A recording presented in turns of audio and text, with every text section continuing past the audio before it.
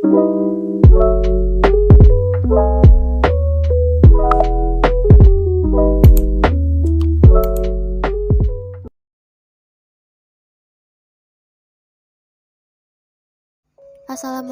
warahmatullahi wabarakatuh. Hai teman-teman, perkenalkan nama saya Farenza Hamaroza. Saya berasal dari Prodi Pendidikan Seni Rupa Universitas Negeri Padang. Kali ini saya bersama rekan saya yaitu Febrianti akan menjelaskan bagaimana sih perkembangan seni rupa era persagi di Nusantara.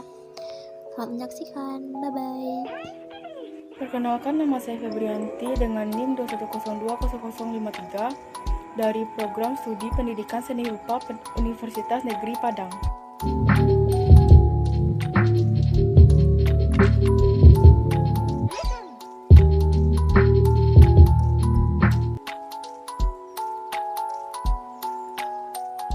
Sebelum persagi muncul pada tahun 1937, 10 tahun menjelang kemerdekaan, berdiri organisasi atau kelompok kecil yang bernama Lima. Kelompok ini lahir di Bandung pada tahun 1935. Organisasi ini merupakan wadah menggambar dan melukis pada saat itu. Awalnya, idealisme dan pemikiran dari Afandi di Bandunglah yang memulai ide untuk mempersatukan para ahli gambar. Adapun faktor-faktor berdirinya persagi, yaitu yang pertama suasana politik yang menginginkan bebas dan merdeka serta persamaan hak. Yang kedua, perkembangan dari aktivitas budaya yang dimuat dalam media cetak, mendorong adanya kegiatan diskusi antara sesama seniman. Dan yang terakhir, sistem pendidikan nasional terus berkembang, terutama yang dirintis oleh Taman Siswa oleh Ki Hajar Dewantara. Persagi merupakan singkatan dari nama Organisasi Persatuan Ahli-Ahli Gambar Indonesia. Organisasi ini lahir pada tanggal 23 Oktober 1938 di salah satu gedung sekolah dasar di Jakarta, tepatnya di Gang Kaji. Sebelum Jepang masuk ke Indonesia, penetrasi propaganda sudah dilakukan dalam berbagai bentuk dan bidang, diantaranya dalam bidang seni rupa. Kebijakan propaganda Jepang ini dirancang sedemikian rupa agar para seniman seni rupa juga turut mempropagandakan gerakan nasionalis dan juga memasukkan tema Indonesia di dalamnya. Persekutuan politik ini juga didasarkan atas visi nasionalis bangsa yang otonom dan bebas, serta bertujuan untuk mengembangkan seni rupa di kalangan masyarakat Indonesia dengan gaya Indonesia baru. Gaya tersebut mengadopsi teknik bangsa Eropa pada awal abad ke-20 dengan materi garapan gaya Indonesia. Ketika Jepang menyerbu Indonesia, persagi dibubarkan oleh pemerintah Jepang bersama dengan organisasi lainnya.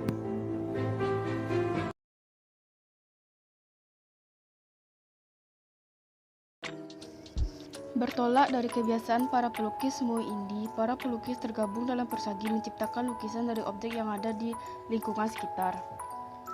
Para pelukis tersebut melukis tentang kehidupan nyata yang ada di sekitar mereka, tentang suasana kampung, tentang penderitaan rakyat, seni pertunjukan perjuangan, gerilyawan, dan gadis pribumi, dengan nuansa yang sesungguhnya. Jadi, para anggota persagi melukis realita tentang penderitaan rakyat jelata. Selain menyentuh nilai estetika, lukisan hendaknya menyentuh nilai kemanusiaan. Tetapi tidak semua anggota persagi menciptakan karya yang berbau kemanusiaan. Ada juga yang masih menggambar pemandangan. Selain itu, juga ada yang mengadopsi tema budaya lokal seperti wayang, di mana itu terlihat pada corak lukisan Agus Jajah mengadopsi unsur wayang yang telah dideformasi dari tampak lebih ekspresif dan manusiawi. Hal ini dapat dilihat pada lukisan yang berjudul The Pursuit atau pengejaran. Dalam lukisan tersebut, tampak sosok wayang yang sedang naik kuda sambil memanah, di mana lukisan tersebut mempresentasikan tokoh Arjuna yang gagah berani dalam di depan kelambu terbuka, menyiratkan ekspresi dingin dan mencengkram. Duka nestapa sangat terlihat dalam raut muka wanita tersebut. Pandangan matanya yang nanar dengan jelas merefleksikan kemiskinan yang kemudian memaksanya untuk menjadi sesuatu yang tidak diinginkan di Batavia.